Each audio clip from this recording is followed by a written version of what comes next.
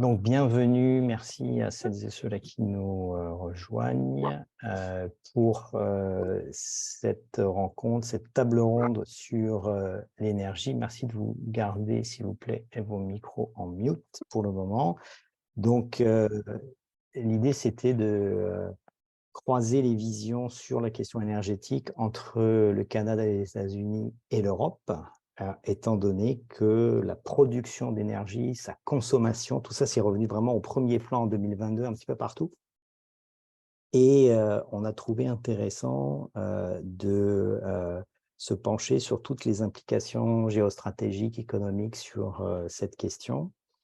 Je vais présenter nos deux intervenantes aujourd'hui. Je vais commencer donc par Alicia Bassir qui est avec nous, qui est doctorante en économie à l'ENSAE, spécialisée sur les questions de design de marché de la production électrique pour la transition énergétique. Et comme tu te définis toi-même sur ton profil LinkedIn, tu es militante pour le climat, engagée pour la vulgarisation scientifique et économique.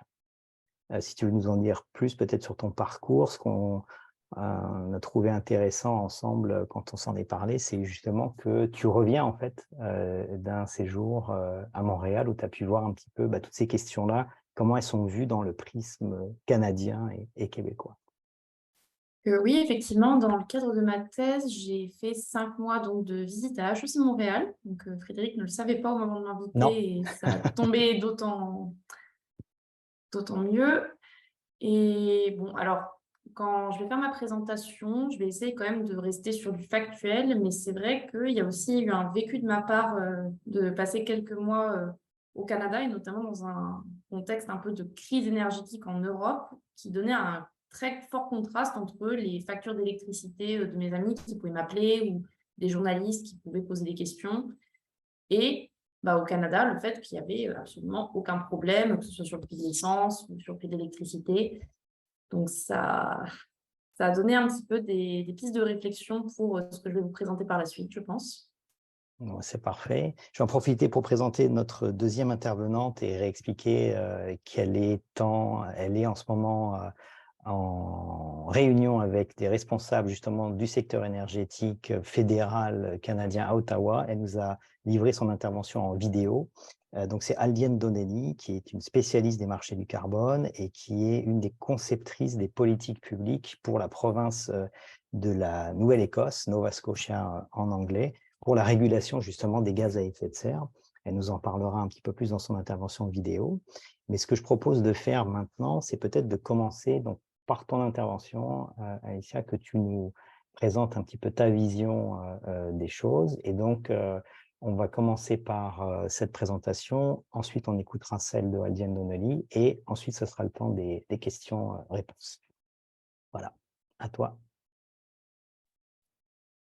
Donc c'est bon, on peut voir mes slides, tout va bien? Complètement. Bon, donc j'ai essayé de faire comme je peux. Bon, comme vous allez le voir un petit peu, le sujet, ne serait-ce que de faire un état des lieux un petit peu de la situation énergétique en Europe et en Amérique du Nord, ça prend du temps, donc je vais forcément être un peu exhaustive malheureusement. Et alors, ce sera plus de la description aujourd'hui, puisqu'on n'a pas beaucoup de temps pour entrer dans les détails. J'ai essayé de sourcer aussi tout ce que je pouvais. Donc, s'il y a des choses qui ne vous parlent pas ou des sources, n'hésitez pas à m'écrire même après la présentation, hein, bien évidemment. Donc, alors, on va parler de transition énergétique. Donc déjà, il y a quand même un argument commun entre ces 3 régions. Il y a quand même une volonté d'opérer une transition énergétique. Donc ici, quand on va parler de transition, on va bien parler de passer d'une production d'énergie fossile, majoritairement, vers une production renouvelable ou décarbonée, selon le positionnement nucléaire, qui n'est pas tout à fait le même selon les régions dont on va parler. Et les objectifs principaux de cette transition, bon, d'une part, c'est de réduire les émissions de gaz à effet de serre. On est dans un contexte de changement climatique. Mais c'est également de réduire l'utilisation des énergies fossiles. Donc, on a un problème de raréfaction. Ce n'est pas totalement qu'on va manquer d'énergie fossile, c'est plutôt que c'est de plus en plus cher d'y accéder.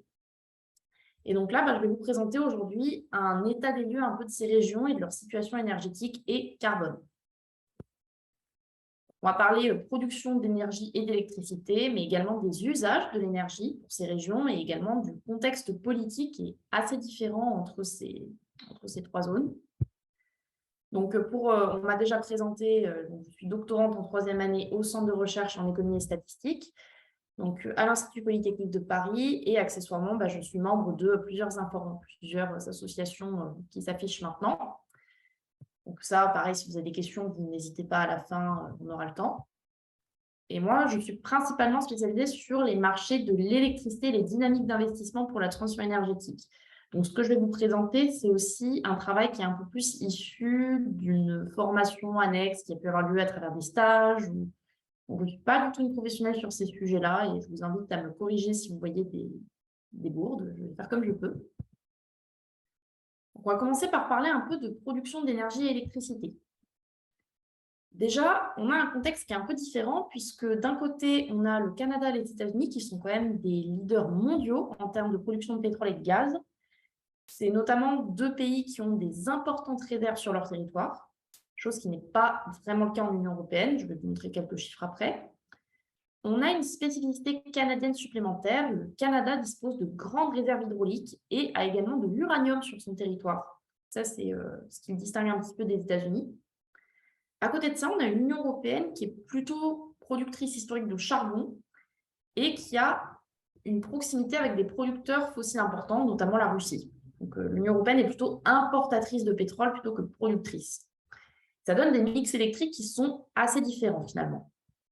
Donc, ce que j'appelle le mix électrique, c'est, pour ceux qui ne sont pas à l'aise avec ça, c'est les différentes sources de production pour produire de l'électricité. Par exemple, si on prend l'Union européenne, le cas que je connais un petit peu mieux, on a une production qui se situe à peu près à 1/3 de combustibles fossiles, donc du gaz et du charbon principalement, un peu moins d'1/3 qui se joue sur du nucléaire, et on a maintenant 1/3 de la production d'électricité qui va se faire grâce à de l'énergie renouvelable, donc de l'hydroélectricité, mais également du vent, du solaire. Le Canada est assez différent. Donc là, on a une production électrique au Canada qui dépend assez peu finalement des combustibles fossiles, seulement 19% à peine. Et ça, c'est parce qu'on a peut-être 60% de l'électricité qui est produite grâce à l'hydroélectricité. C'est ce que je disais en amont, le Canada a des grandes réserves hydrauliques. Et finalement, ça s'est vu parce qu'il y a eu très peu d'investissements dans les autres énergies renouvelables. On peut voir que le solaire et l'éolien, si on compare avec l'Union européenne, c'est vraiment pas grand-chose.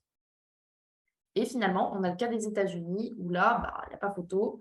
On est sur plus de 60% de la production avec des combustibles fossiles. Donc, il y a un vrai besoin de décarboner cette production-là par rapport aux 2 autres. En tout cas, beaucoup plus. Et si on regarde également la production d'énergie fossile, donc pas seulement l'électricité, mais vraiment ce que produisent en pétrole, charbon et gaz ces différentes régions, on peut voir que les États-Unis produisent presque 10 fois plus de millions de tonnes de pétrole que l'Union européenne. Ça, ce que je disais en amont, l'Union européenne produit assez peu de pétrole. Même constat pour le gaz, où là, c'est même 20 fois plus. Par contre, on peut voir que le Canada, malgré sa petite taille, le Canada, c'est quand même 40 millions d'habitants, c'est beaucoup moins que les États-Unis et l'Union européenne, on a quand même une production de pétrole qui est quand même assez conséquente et une production de gaz également. On a juste beaucoup moins de charbon. Donc, qu'est-ce qu'on peut en dire un peu de ces chiffres que je viens de vous présenter? Déjà, pour le Canada, donc comme je disais, on a une production qui est déjà plutôt décarbonée, qui produit peu d'émissions de CO2, mais il y a 2 nuances qu'on peut apporter. Déjà, le Canada, comme on l'a vu, reste un pays qui produit énormément d'énergie fossile par rapport à l'Union européenne. Ça va se répercuter probablement autre part.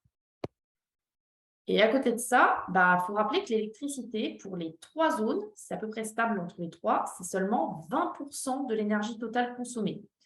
Malheureusement, je n'ai pas pu trouver des chiffres qui concernaient la consommation d'énergie primaire. Donc, la seule chose que je peux vous dire avec certitude, c'est que l'électricité, c'est 20% donc, du mix énergétique total de ces 3 zones. Comme je disais en introduction, l'Union européenne est plutôt productrice de charbon et assez peu de gaz et de pétrole. Et l'Union européenne a peut-être conduit un meilleur investissement renouvelable ces dernières années. Par contre, ce qui se passe, c'est que l'Union européenne, ne produisant pas beaucoup ces énergies fossiles, elle a une forte dépendance à la géopolitique externe. Donc ça a été une préoccupation majeure en 2022 pour l'Union européenne, ça a été la crise ukrainienne. Et on peut voir finalement que les États-Unis sont encore très dépendants aux fossiles, que ce soit pour la production d'électricité ou pour leur production d'énergie tout court. Là, je vous ai parlé de production, on va parler un peu usage, parce que là, comme je vous le disais, on a 20% seulement de l'énergie qui se joue à l'électricité. Et en fait, si on s'en tient au mix électrique, on n'aura pas trop de différence.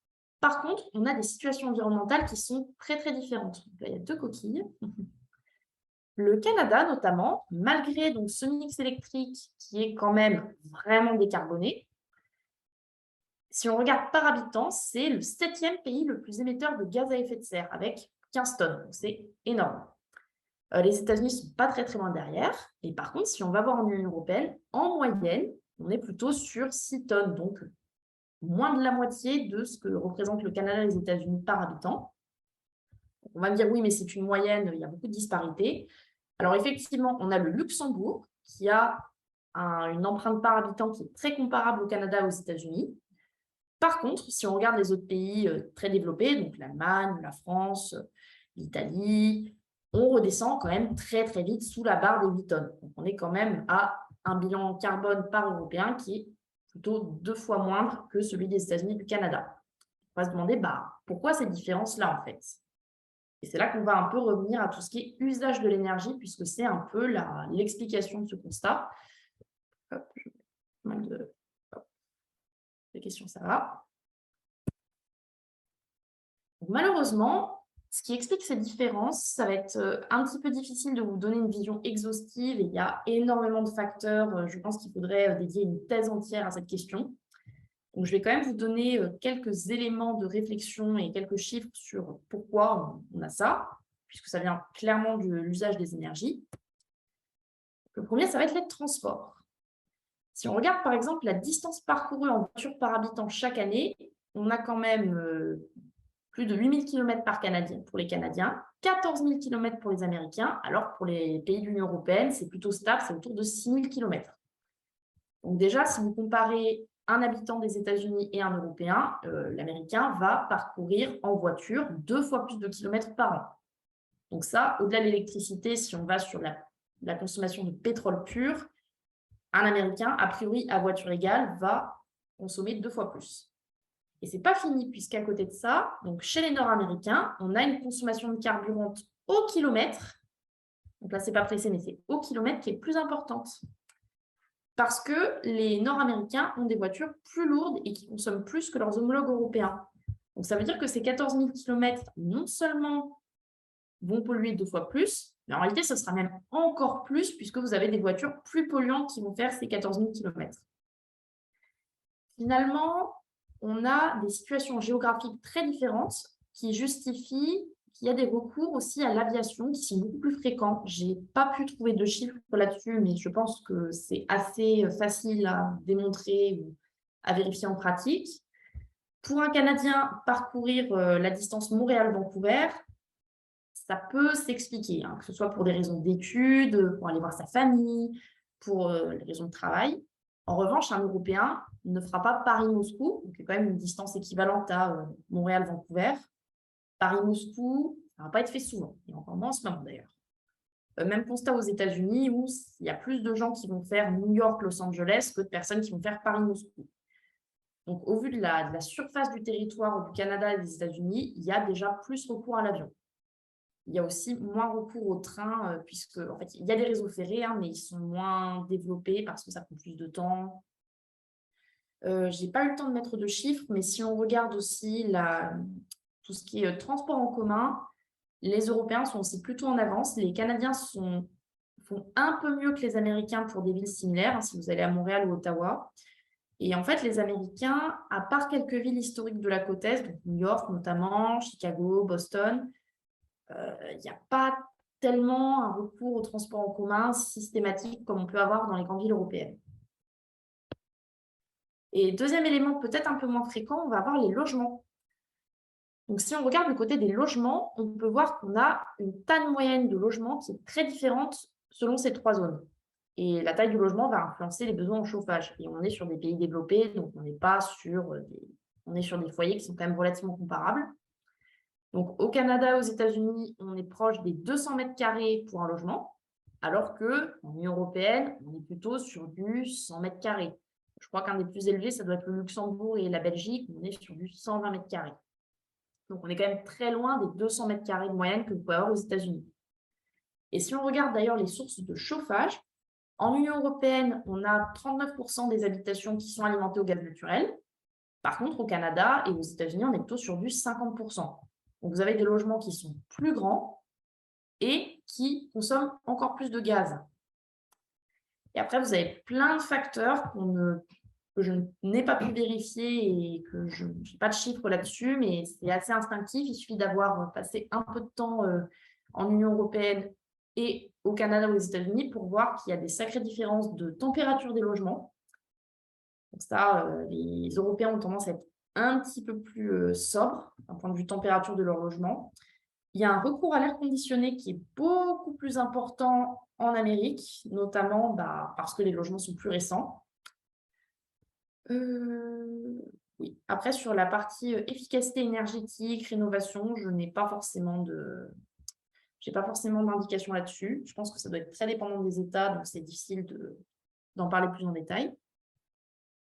Donc, en tout cas, on a ces deux facteurs principalement, donc les transports et les logements, qui permettent d'expliquer pourquoi, au-delà de la production, la manière dont les États-Unis et le Canada consomment leur énergie va beaucoup influencer. D'ailleurs, je ne l'ai pas précisé, mais aux États-Unis, la consommation d'électricité est presque le double de celle de l'Union européenne. C'est quand même beaucoup.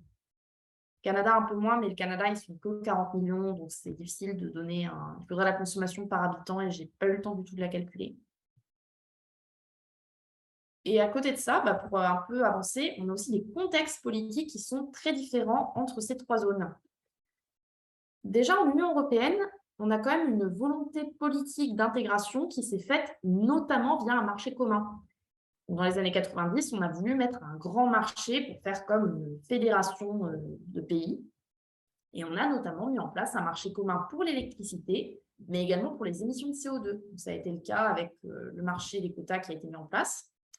Et à titre d'exemple, au Canada, par exemple, la mise en place d'un prix minimal du carbone national, elle a été faite seulement en 2019 et c'était 20 $ la tonne seulement. 20 $ la tonne en dollars canadiens, ça peut faire peut-être 15 €, c'est vraiment très, très, très peu. Donc pourquoi? C'est parce qu'au Canada, et les États-Unis ont un système très semblable, le système fédéral est un filet de sécurité. Donc c'est le gouvernement qui a employé cette expression-là.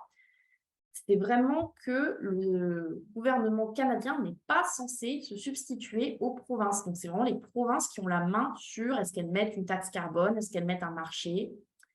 Aux États-Unis, on a un système très, très semblable et on a un cas qui peut faire un peu sourire, mais on a la Californie qui coopère avec le Québec sur le marché des émissions de CO2 malgré l'absence de proximité géographique. Et à côté de ça, finalement, on peut quand même dire qu'on a des pays qui sont anciens et des pays qui sont nouveaux. Les villes européennes qui sont plus anciennes, on a d'un côté une volonté de protéger le patrimoine, donc ça c'est un obstacle sur rénovation des logements. Mais on a aussi beaucoup de transports en commun historiquement qui sont présents. Le métro de Londres et le métro de Paris sont quand même très connus et très anciens. Et surtout, on a des densités de population qui sont très différentes. Et ça influence énormément la dépendance à la voiture, la taille des logements. Pourquoi les logements sont plus grands au Canada? C'est parce qu'il y a de la place, tout simplement. Mais à côté de ça, on a des logements plus grands, plus espacés, et ça augmente la dépendance à la voiture, ça change beaucoup l'acheminement des biens et des services de consommation. Donc, c'est très difficile de mettre en place des politiques équivalentes en Union européenne et au Canada parce que la densité n'est pas la même. Vous n'allez pas mettre un métro partout au Canada, ça ne marchera pas comme ça. Et je vais presque conclure là-dessus. On a des enjeux géopolitiques qui sont aussi très différents. En Union européenne, sortir de l'énergie fossile et dans une autre mesure du nucléaire, ça signifie aussi gagner en souveraineté, en indépendance. C'est vraiment le maître mot dans la communication qu'on a pu voir avec la crise ukrainienne. Pour l'Union européenne, c'est une nécessité de sortir de la dépendance fossile. Mais pour les États-Unis et le Canada, ce n'est pas exactement le cas puisqu'ils ont leur propre énergie fossile. Au contraire, pour eux, c'est même renoncer à des secteurs économiques qui sont importants. L'industrie énergétique au Canada, ça représente quand même plus de 7% du PIB. C'est colossal. C'est un des plus gros pays au monde sur ce ratio. On a également des débats nucléaires qui sont très, très différents entre ces trois zones. En Union européenne, on a quand même eu un débat anti-nucléaire qui a été beaucoup plus marqué qu'au Canada et aux États-Unis. Donc, la question de sortir du nucléaire ne s'est pas trop posée dans ces zones. Et enfin, en termes d'ambition environnementale, on a pu voir avec l'accueil de l'accord de Paris aux États-Unis que oui, on pouvait manquer d'ambition. Et j'ai par exemple ce graphique assez effrayant de l'agence d'information de l'énergie américaine qui date de 2022, donc c'est bien l'administration en cours, qui prévoit donc l'évolution de la consommation d'énergie d'ici 2050. Donc on aura 20% en 2050 de la consommation d'énergie qui sera renouvelable.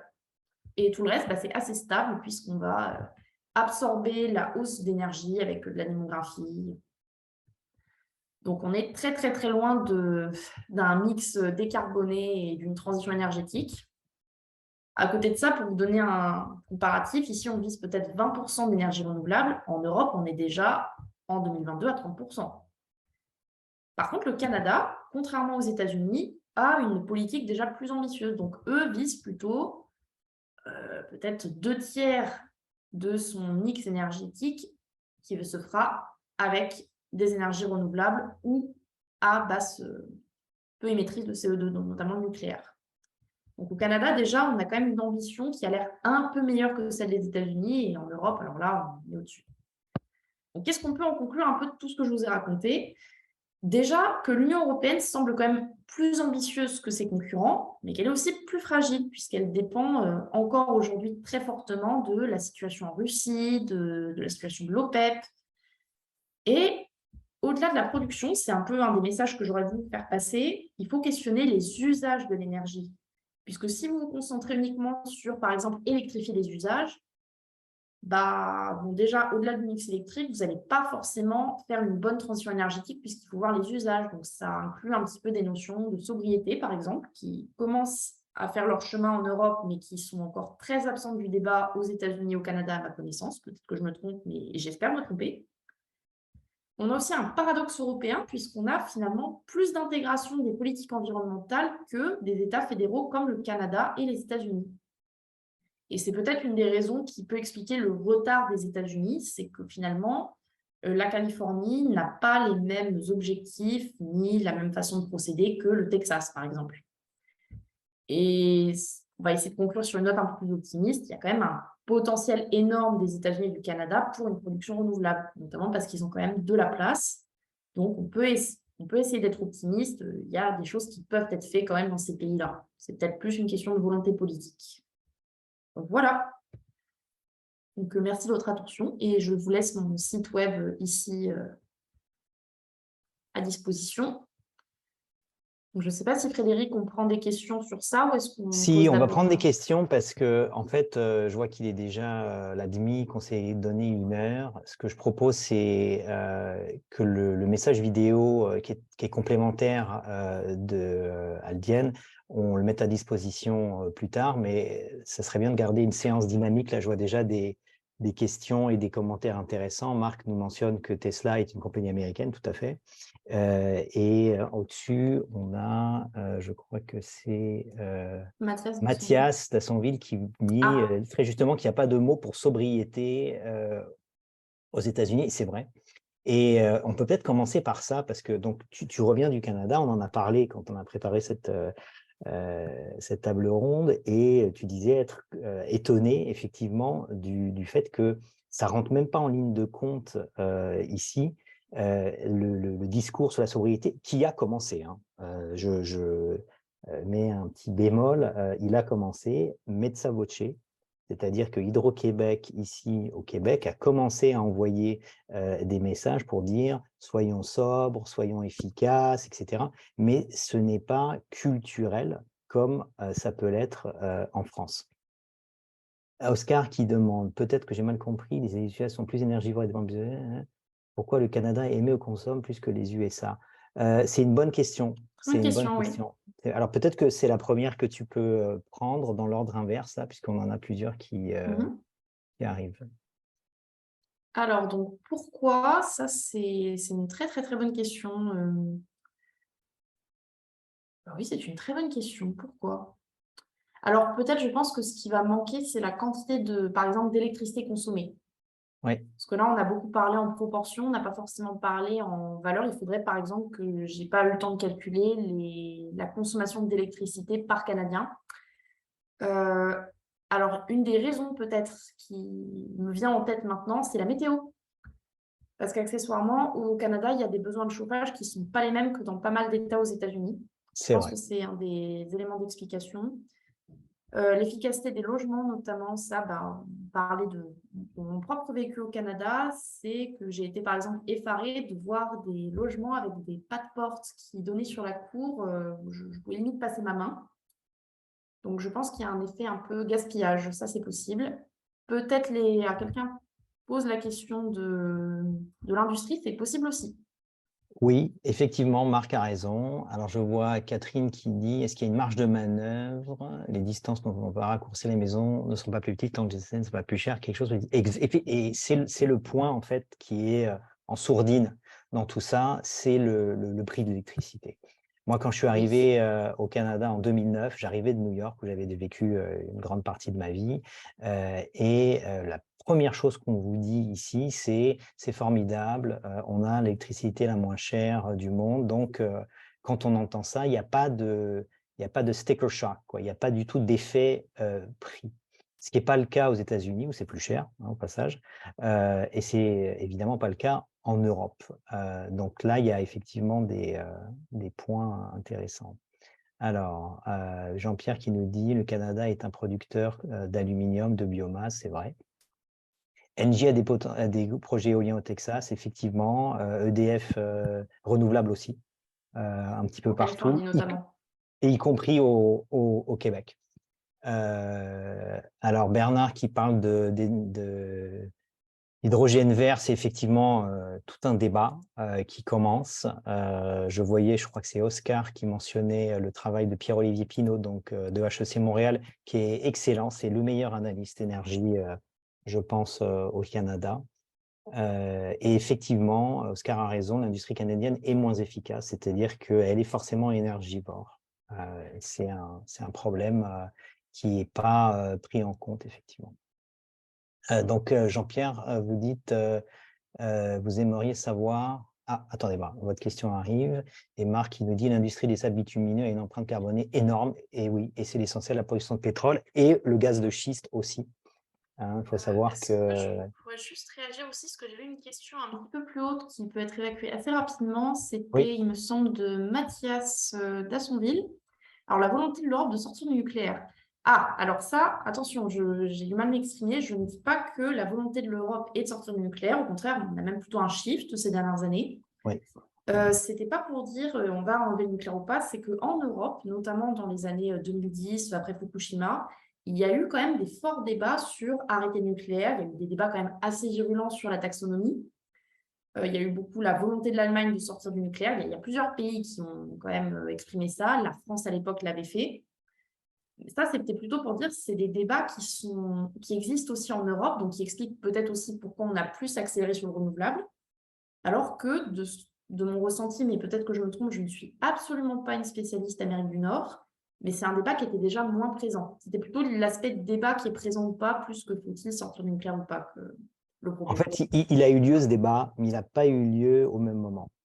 Il faut savoir qu'il y a eu un mini-accident nucléaire en 1979 à Three Mile Island qui a arrêté net la poursuite du programme nucléaire américain, qui avait déjà été très engagé au préalable. Et depuis Three Mile Island, c'est assez clair, on voit qu'il y a eu quasiment aucun nouveau programme nucléaire. Par contre, de la même manière que l'Allemagne a prorogé une fois, deux fois, trois fois le maintien de certaines de ses centrales, les Américains se sont posé la question, notamment la Californie, où il y a une énorme usine de production nucléaire qui s'appelle Diablo Point, qui leur sert beaucoup à décarboner justement leur production. Et ils n'ont pas, à date, décider d'un timing de l'arrêt de cette production. Parce que, et c'est toute la question européenne et canado-américaine, il faut, on parle de transition, avoir le renouvelable prêt et surtout connecté. Et ça, c'était une des questions que j'avais pour toi. J'ai vu un chiffre cette dernière semaine. Il y a des projets qui mettent maintenant, à cause du temps latent pour se connecter, qui mettent maintenant des mois, voire des années à être connectés. C'est-à-dire, pour schématiser, il y a des champs de panneaux solaires ou de l'éolien, etc., qui produisent, qui n'arrivent pas à être connectés au réseau, tellement ça prend de temps.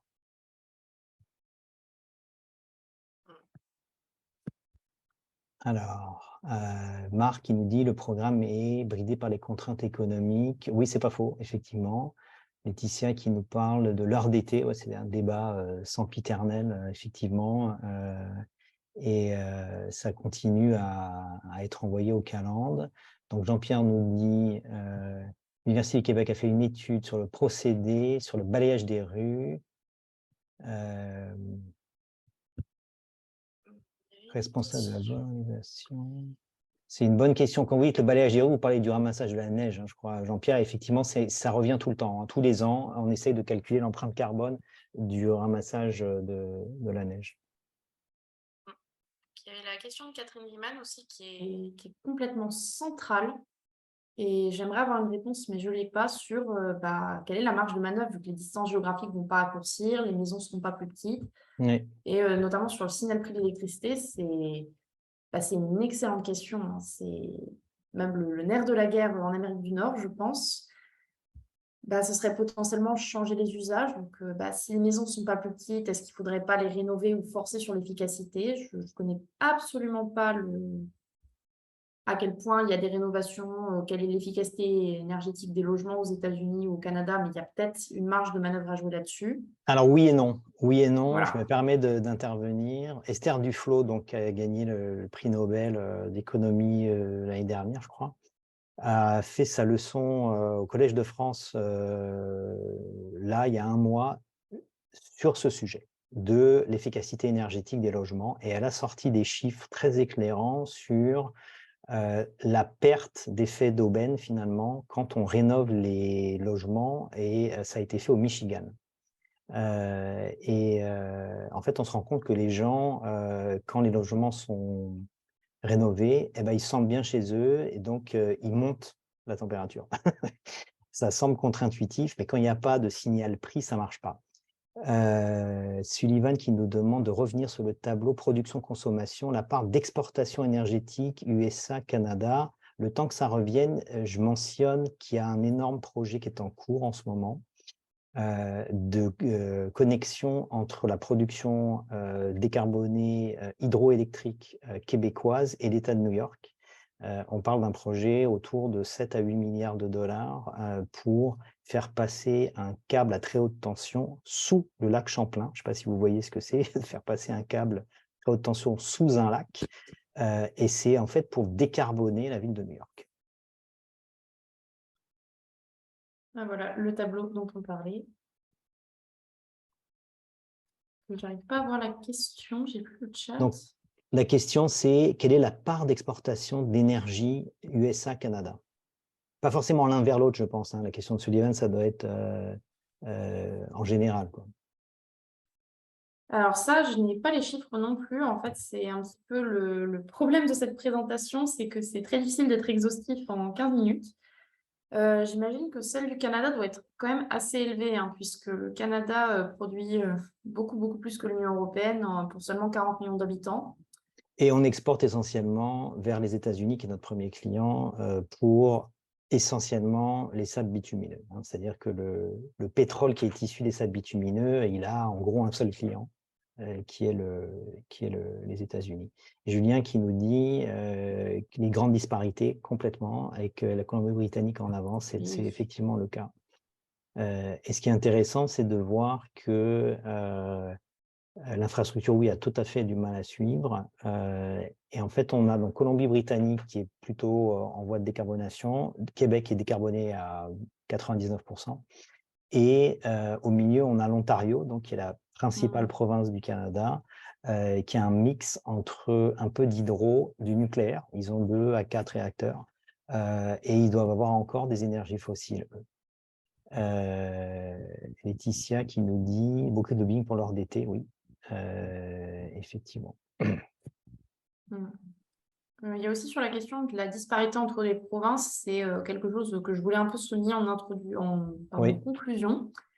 Mais comme je ne suis pas spécialiste, c'est assez difficile pour moi de dire en fait à quel point c'est efficace. Il y a aussi ce côté disparité des réglementations où en fait l'Ontario a quand même beaucoup la main mise sur leur marché, sur ce qu'ils font, ce qui n'est pas le cas en Union européenne. Donc ça, est-ce que ça a un vrai effet? Ça, je ne sais pas. Et ce serait une vraie question intéressante aussi. Il y a des jeunes mmh, économistes qui cherchent des sujets de thèse. Je pense qu'il y a des il y choses en a. à faire là-dedans, hein. Là, il y a 2 commentaires très intéressants et peut-être Arnaud, tu peux,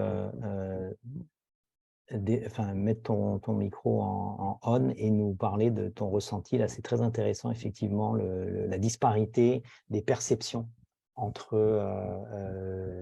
les continents sur l'urgence. Ouais, j'ai pas spécialement d'explication à ça, c'est vraiment juste un ressenti. Non, mais c'est Moi, important, c'est essentiel les ressentis parce que c'est ça qui traduit finalement la perception qui peut-être peut faire changer les choses. Donc vas-y, dis-nous en plus. Je trouve ça très euh, intéressant. moi, je suis à Toronto, je suis ici depuis quasiment 10 ans. Je suis D'accord, français d'origine, mais j'ai la double nationalité maintenant, donc je vote dans les deux pays. très bien, comme Euh, moi. et et j'essaye, je rentre en France de temps en temps pour voir la Ouais, famille, etc. Même si ouais. maintenant je commence à ressentir cette petite angoisse de prendre l'avion, etc. Ce qui est pas très agréable. Mais ça me choque, entre guillemets, de voir cette différence quand je suis les médias français, etc. Ouais. Après, on pourra débattre de la qualité de la couverture de ces sujets-là dans les médias grand public français et tout, que bah, c'est sans doute très mauvais très souvent, mais il y a quand même je sais pas, une vraie volonté de prendre en main ces sujets et de les rendre visibles. Comme je disais dans le Oui, témoignage totalement. là, juste en me promenant dans le métro, dans les gares, j'avais des 4 par 3, des choses qui mettaient en avant ce qu'ils faisaient pour la crise énergétique, pour le changement climatique, Mhm, etc. mhm. Ce que je ne vois quasiment jamais ici. Crise énergétique, je pense pas en avoir entendu parler ici, ever, À Toronto, parce que là, on a à Toronto. Julien qu'on va faire intervenir après qui dit que c'est pas la même chose et je confirme en Colombie-Britannique. Donc, c'est très intéressant, Ouais, effectivement, de voir que on est sur des continents. On est sur 2 pays, les États-Unis et le Canada, qui sont grands comme des continents, les 2. Donc, effectivement, il y a toutes ces disparités. Ouais, tout à fait. Tout ouais. à fait. Et le changement climatique, on en entend plus parler parce que je pense que c'est plus, c'est global. Ouais, ouais. Donc, à partir du moment où il y avait des Al Gore, des Leonardo Mhm, DiCaprio, etc., qui en parlaient, c'est forcément un sujet qui est un peu plus présent ici aussi. Mais pareil, c'est pas quelque chose qui est ressenti comme une urgence, comme je le ressens quand moi quand tu es en Europe, je vais ouais, en France ou simplement que je regarde des médias français bien depuis sûr, ici. bien sûr. Oui, je m'explique pas complètement cette différence. Je pense on a parlé de culture, on a parlé de production locale qui rend la chose un peu plus confortable ici. Euh, mais je sais pas, je me dis qu'il y a quand même quelque chose d'autre. Il y a aussi ce côté un peu le monde nous appartient de l'Amérique du Nord. Alors, On c'est est, pas faux, c'est pas faux. C'est un sujet sur lequel je travaille, ce que tu pointes là, et c'est très intéressant. Il y a ça, effectivement. Je pense qu'il y a aussi un, un facteur que Alicia mentionnait et qui a été récupéré dans les commentaires, c'est des secteurs, la production énergétique, qui représentent beaucoup plus d'emplois et de PIB qu'en Europe, où on est beaucoup plus consommateur que producteur, si on met de côté effectivement les, le côté nucléaire, etc. J'aimerais entendre Julien, parce que c'est intéressant. Merci beaucoup pour ton commentaire, Arnaud. Je voudrais entendre Julien là-dessus, s'il peut unmute son micro pour nous faire part de la disparité, là, comment lui voit les choses en Colombie-Britannique. C'est très intéressant. Julien, si tu Oui, veux. bah, ouais, merci Frédéric. Non, mais je pense que oui, effectivement, il y a des grosses disparités déjà par je dirais, toutes les règles autour des provinces qui ont une certaine mainmise sur la façon qu'ils ont de produire, de construire, d'exporter. Les lois fédérales au-dessus de tout ça. C'est même parfois compliqué de naviguer à vue toutes les réglementations. Je le vois même dans mon travail au quotidien. On peut avoir je sais pas comment on appelle ça, des subventions qui viennent du fédéral, des subventions qui viennent du local, et les provinces ont la main mise dessus. Donc c'est vrai que voilà, mais pour réagir à ce qu'Arnaud disait à l'instant, je pense que la Colombie-Britannique est en avance là-dessus. Alors moi j'appelle un peu ça la province hippie, mais il y a un peu un côté Ouais, mais c'est un bon côté pour ça. très nature, très connecté à ça, avec l'impact du réchauffement climatique qui est visible. Et je pense que les gens ici ont une sensibilité à ça beaucoup plus prononcée. Et voilà, enfin, je disais encore ce matin les médias, et c'est un des projets sur lesquels je travaille, le musée hier qui a été tagué, et ils ont peint le mammouth dans le musée ici. Voilà, c'est des activistes qui vont maintenant aller à Ottawa. Enfin, bref, il y a tout un processus ici qui est en place. Donc c'est dans le quotidien. Mais c'est vrai, je suis d'accord, quand on rentre en France, on n'a peut-être pas la même perception, parce que aussi beaucoup plus peuplé, l'impact il est beaucoup plus visible, et je pense que les gens au niveau de l'énergie même, il y a un réel impact dans les porte-monnaies, il y a un réel impact au quotidien. Exact. Et qui ne vient pas d'hier, en fait. On en parlait avec ma femme qui était en France il n'y a pas longtemps et qui voyait les gens éteindre les toilettes à tour de rôle. Parce que on nous enseigne ça. Et c'est pas du tout le cas ici, hein. Je pense que tout le monde a vu le côté beaucoup plus je m'en foutiste des Canadiens et des Américains sur l'énergie. On a vécu en Europe 2 chocs pétroliers qui nous ont fait mal. La fameuse campagne, on n'a pas de pétrole, on a des idées, etc. C'est quand même resté dans les esprits. Et on a un rapport de sobriété qui est déjà installé en fait en Europe, ce qui n'est pas du tout le cas au Canada. On en parlait avec Alicia. C'est très dur de tenir un discours de sobriété au Canada et aux États-Unis. C'est très peu audible parce que les gens disent oui, mais on a l'hydro, etc. Je voyais Anna qui disait très justement dans les commentaires, on n'aura bientôt plus assez d'électricité. C'est vrai, au Québec, on va arriver au maximum de nos capacités de production en 2027. C'est-à-dire qu'on n'aura plus de surplus et on a un contrat de 25 ans avec l'État de New York où il va falloir livrer. Et ça va être une grande question, comment est-ce qu'on va livrer? Mais le problème, je vais juste réagir à ça rapidement. Vas-y. C'est le problème de la décarbonisation, c'est qu'on a un gros conflit aujourd'hui entre, et je pense que c'est pour tout le monde, qu'on soit européen ou nord-américain, c'est qu'on utilise la décarbonisation avec un objectif d'utiliser l'électricité, que ce soit par le nucléaire pour certains, que ce soit par l'euro pour d'autres. Et le problème, c'est que ça a un coût. C'est qu'aujourd'hui, moi je vois, on construit des hôpitaux ici qui sont beaucoup plus énergivores. Alors certes, ils sont à zéro, ils sont net zéro, ils ont zéro émission, mais ils ont la capacité, le feeder qu'on leur met, c'est la taille d'une ville, et donc on est obligé de construire d'autres, on a le site ici, on est obligé de construire des barrages qui du coup eux aussi ont un coût en termes de production de carbone pour construire. Enfin bref, je pense que ça on est enchaîné à un conflit finalement entre l'électricité qui est l'objectif pour réduire les émissions. Bref. Non, mais c'est très intéressant. Merci beaucoup de ton intervention. J'inviterai peut-être Laetitia, là, qui fait des commentaires très intéressants sur le Minnesota, que je connais moins. Peut-être si tu veux partager avec nous. Merci beaucoup. Laetitia, est-ce que tu nous expliques là, dans le chat sur le plan de décarbonation du Minnesota? Laetitia Moreau. Ou pas, hein, si tu préfères le faire en texte, il n'y a pas de souci. Alors, vas-y. Vas-y. Ouais, non, c'est très intéressant ce que tu partageais, le fait que donc il y a la législature locale qui est entièrement démocrate, qui vient de faire le mandate de la transition pour 2040. Oui, c'est plutôt une bonne nouvelle. Et puis ça peut impressionner, 100% d'énergie décarbonée pour 2040. Bon, après, le sujet est assez complexe puisque faut se rendre compte que c'est rien que l'électricité. C'est ça. Donc voilà, il faut. Je parlais de plusieurs choses. Je parlais aussi de l'avancement de l'heure, oui. utiliser l'air d'été. Hein. Donc, Bien sûr, bien sûr. quand on parle d'un sujet, on peut parler d'un détail qui va bien et puis que dans l'ensemble, ça aille pas si bien. Donc, arriver à comprendre aussi les interactions entre des actions d'un côté, on veut économiser, mais éventuellement, à la fin, on dépense plus ou on déshabille Pierre pour acheter Exact. Paul, et Exactement, voilà. exactement, Donc, exactement. Ouais, ouais. voilà. Non, c'est ce que j'expliquais sur les recherches là, d'Esther Duflo. Là, je partagerai en post-événement ça avec tout le monde. Je trouve ça fascinant, l'effet d'aubaine qui est finalement tué par l'efficacité et les milliards qui ont été dépensés pour rénover les logements. C'est très bien pour le confort, mais c'est pas comme ça qu'on arrive forcément à des baisses de consommation. Ouais, On a Marc là, qui voilà. nous dit, merci beaucoup Laetitia, on a Marc qui nous dit Merci. que les énergies fossiles sont trop bon marché, c'est effectivement un sujet.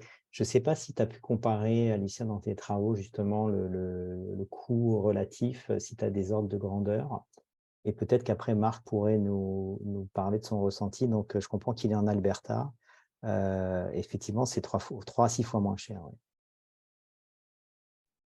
Effectivement, alors j'ai pas les ordres de grandeur en tête. Je les avais regardés quand j'étais au Canada pour le coup pour faire un peu de pédagogie auprès de mes amis québécois, notamment sur vous ne vous rendez pas compte que la situation en Europe actuellement, hein, les prix de l'électricité, après, le problème du prix de l'électricité, c'est toujours vers Pour lequel qui? on se Et rapporte. pour Est-ce qu'on qui? Et parte, pour qui? voilà, Est-ce qu'on pour est qui, particulier? Est-ce qu'on est boulanger, comme les boulangers qui ont commencé à dire qu'ils ne voilà. pouvaient plus travailler, etc. Ouais. Est-ce que c'est le prix de gros? Est-ce que c'est le prix sur les marchés futurs, les marchés à terme? Ça, Mm.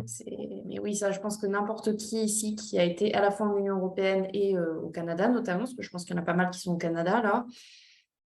Le côté aussi, peut-être que ça, je ne pouvais pas forcément le mettre sur ma présentation, puisque c'est aussi un peu du ressenti et des suppositions. Mhm. Il y a aussi que historiquement, quand même, le Canada et les États-Unis sont des nations qui se sont bâties sur le pétrole, sur l'abondance Ouais, énergétique. Ce n'est pas forcément le cas en Europe. Donc, effectivement. historiquement, les Européens ont toujours été habitués à devoir faire attention à l'énergie. Ça remonte à très longtemps, où ils devaient économiser le bois.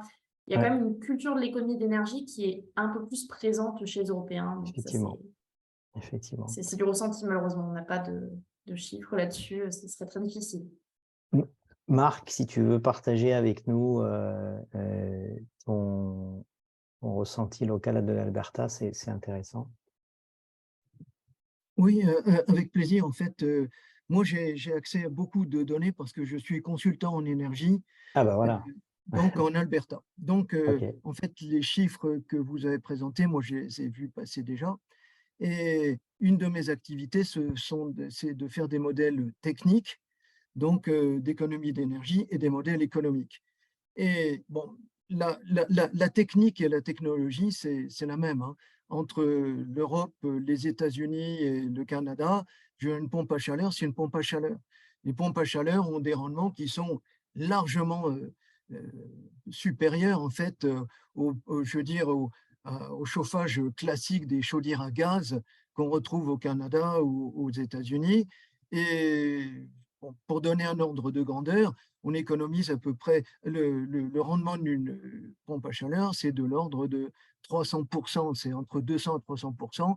Les meilleures chaudières à gaz, ça fait à peu près 100%. Au mieux, en fait, c'est 97%. Bon, alors, c'est pour illustrer en fait la motivation au niveau en fait des ménages, hein, si on parle de termes économiques, ça passe pas, hein, je veux dire. Mais modèle économique, moi j'ai acheté une pompe à chaleur, donc j'économise en fait Mhm. beaucoup d'énergie avec ça. Mais en fait, côté rentabilité, ça tient pas tellement la route à cause en fait du prix du gaz naturel. C'est essentiellement ça. Donc, D'accord. à l'heure actuelle, je suis en train de vérifier sur le terrain mes projections, mais effectivement, je veux dire, j'arrive à peu près à rentrer dans une rentabilité, mais c'est pas du tout évident. Intéressant, merci beaucoup, merci. On a Mélanie qui est au Texas, justement, on se demandait si on allait avoir des Texans et c'est parfait. Donc, il nous dit que les gens continuent de surconsommer, effectivement. Si tu veux partager avec nous, en plus de ce que tu as mis en texte, là, effectivement, le Texas, c'est vraiment intéressant. Merci beaucoup, Marc. Et on a Mathias qui pose la question sur laquelle je travaille aussi, les personnalités spécialisées, influentes, est-ce qu'il y a un Cyril Dion, etc. Mathias, tu peux, je vais mettre mon email, enfin tout le monde peut me contacter d'ailleurs. Tout ça, c'est mon travail quotidien avec l'institut universitaire duquel je dépends. Ça me fera plaisir d'en parler. Et oui, Laetitia, le blocage des prix pour les renouvelables, c'est tout un questionnement. Peut-être qu'on peut, là, dans les 5 minutes qui nous restent, je ne sais pas si tu as, Alicia, regardé le comparable entre l'Inflation Reduction Act américain et ce que les Européens essayent de faire au plan justement des incitatifs. Il faut savoir que la moitié du IRA, c'est des crédits d'impôt. Et c'est justement de l'incitatif à l'investissement. Ok, pas de problème, Mélanie. Merci en tout cas de partager. Et donc, le fait de proposer des crédits d'impôt incitatifs, on a vu dès l'adoption que ça débloquait justement des projets de renouvelables. Est-ce que tu vois la même chose en Europe? Il y a une tentative de dialogue entre l'Europe et les États-Unis là-dessus, mais qui pour l'instant est un petit peu dans une mauvaise passe. Je ne sais pas si tu as étudié ça spécifiquement ou pas. Et on a Bernard qui nous demande est-ce qu'on peut indiquer la baisse de prix d'électricité via le solaire. Ça dépend des juridictions et ça dépend où est-ce que vous êtes, Bernard, parce que Hydro-Québec, par exemple, un peu comme EDF, achète à prix fixe l'électricité solaire produite pour essayer justement de la rendre pérenne. Et oui, Julien, il faut continuer à informer, éduquer. C'est pour ça qu'on fait cette série-là de webinaires. Et avec des habitudes de français, des factures d'eau et d'électricité étonnent tes voisins et amis. Effectivement. Effectivement. Oscar qui nous dit « Remplacer les systèmes de production sans une vraie politique de sobriété ne change pas le problème complètement. Et les voitures électriques, basculer en 100% ne changera pas les données. » Entièrement d'accord. Alors, il nous reste 2-3 minutes. Est-ce que tu as des impressions que tu veux nous livrer en fin de webinaire, Alicia, sur justement ton ressenti de Française qui est venue quelques mois parmi nous ici au Québec, en plus de ce que tu nous as déjà partagé. Toujours un peu ce constat de l'absence de sobriété qui était quand même, enfin de la notion de sobriété qui déjà a eu beaucoup de temps à pénétrer en Union européenne. C'est vraiment venu suite à la crise. Il y a eu beaucoup de lobbying aussi de pas mal d'associations en France. Parce que moi, c'est plutôt le cas français que je connais.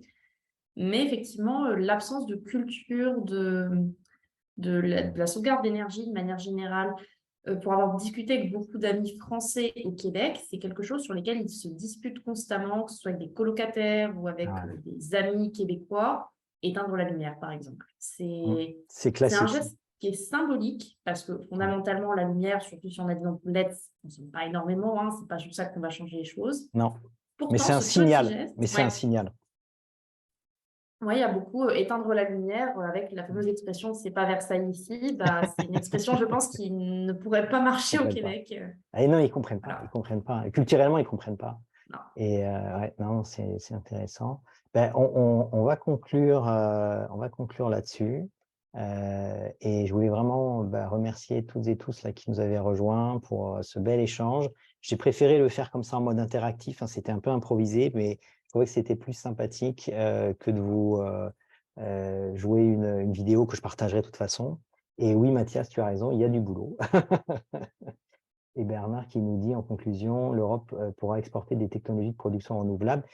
C'est déjà le cas en fait, parce que les leaders mondiaux en éolien, c'est Siemens, c'est Ørsted, EDF, on en a parlé, ils sont présents, Engie aussi. On a l'Air Liquide qui essaye de se positionner, comme ça a été dit, je crois, par vous, Bernard, un peu plus haut, à Bécancour, ici au Québec, en hydrogène vert.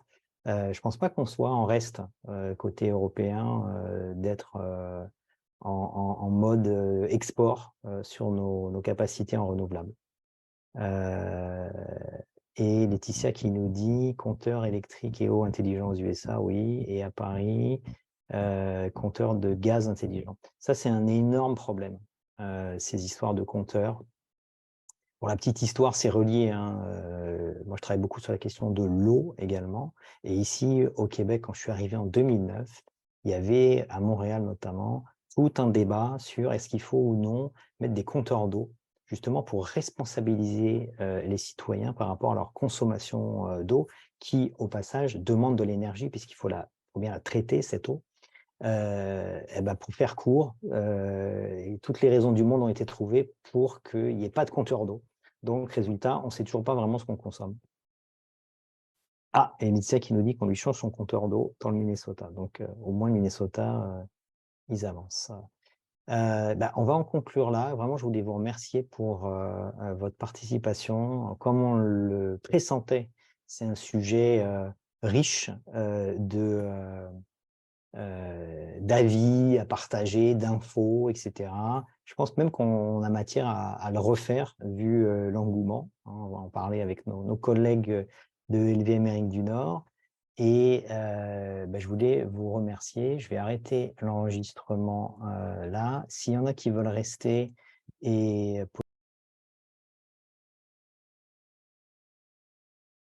Hello, my name's Alden Donnelly, and it's an honor to be meeting with you. I do apologize for being unable to be there in person. I would love to be doing this live, but can't.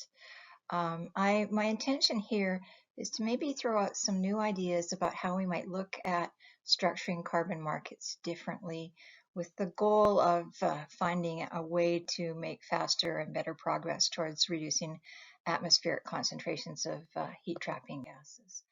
I think I first want to say something that's obvious, but sometimes I think we forget, and that is our whole Earth system, including our atmosphere, is probably a closed system. I say probably because we think that's true, but nothing's 100% certain.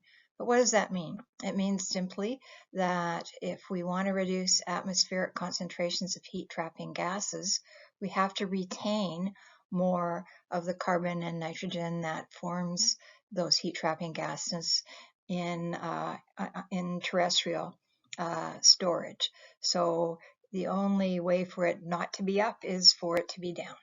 And so this is all about terrestrial carbon retention, and only about terrestrial carbon retention. This is just a picture that's kind of complicated, but I also wanted to stress we actually don't know how much carbon is there. This is a commonly used graph that shows you the carbon cycle, but this graph suggests if you looked online and looked at many graphs, you would see quite a range of estimates for how much carbon is currently stored in the top meter of the crust in soils and how much is stored in oceans and how much is in the form of fossil fuels deeper in the Earth's crust. But again, not sure that we need to get this complicated. If we don't want it to be up, it's got to be down, and it's got to be held down. And that's true for everything. Why am I saying this over and over again? Because we somehow decided that what matters is emissions. But I can reduce my emissions without causing any incremental carbon to be retained in the Earth's crust or marine ecosystems. And we live in this rather strange world where if I reduce my emissions, if I'm, say, a power plant owner, and I do reduce my emissions, and I flip the coal I didn't burn into the secondary market, and that coal is burned within 2 weeks elsewhere, I'm deemed to have created a permanent emission reduction. I might have created a permanent emission reduction. I might not have created a permanent emission reduction, but I didn't generate any terrestrial carbon retention. A competing power producer might reduce emissions and sign a contract with a coal mine operator which commits them to retain the coal I'm not using anymore in the ground. There is no way in our existing market world for the operator who has paid to make sure the carbon's retained and not released to the atmosphere gets a better payment for it than I, who reduced my emissions but didn't generate any terrestrial carbon retention.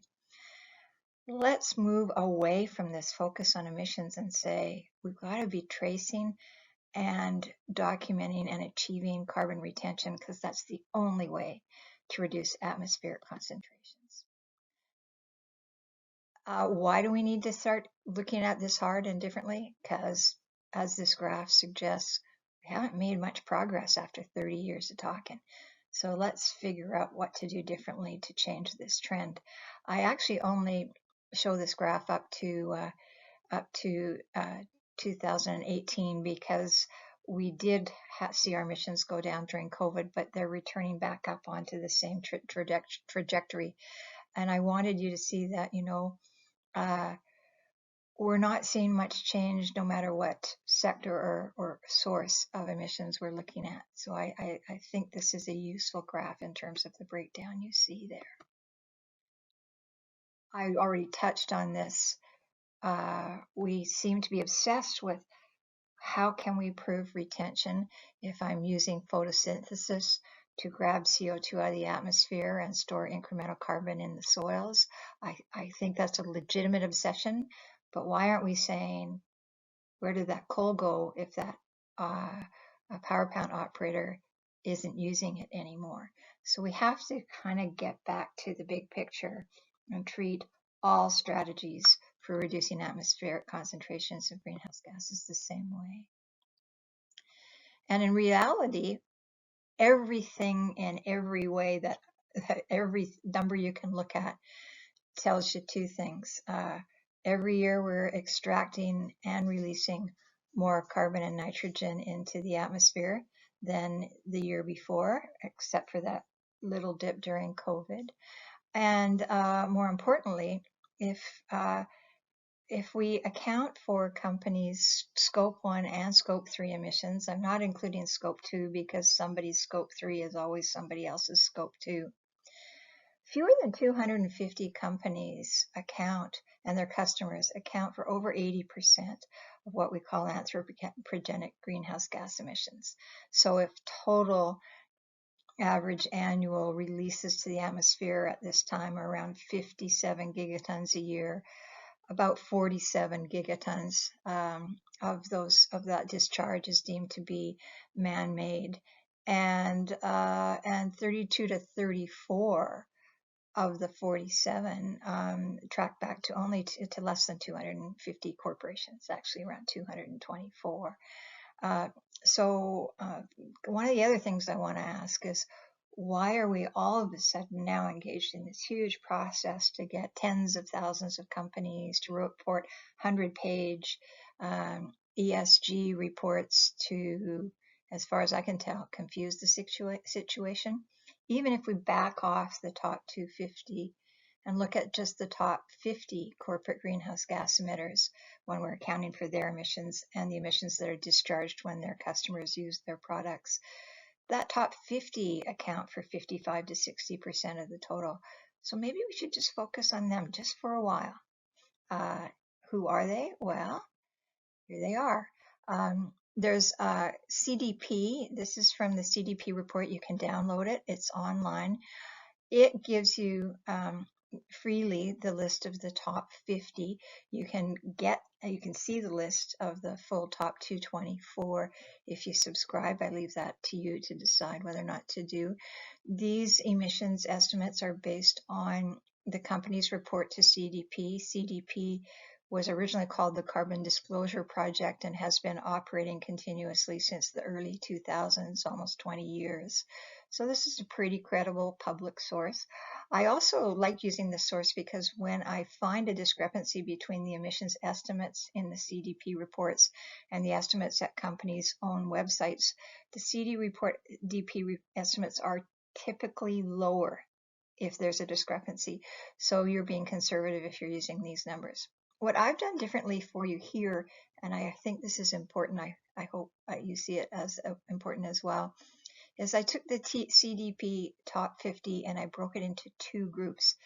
This is the group of state-owned and controlled enterprises. So of the top 50 emitters in the world, 28 are large majority state-owned or entirely state-owned.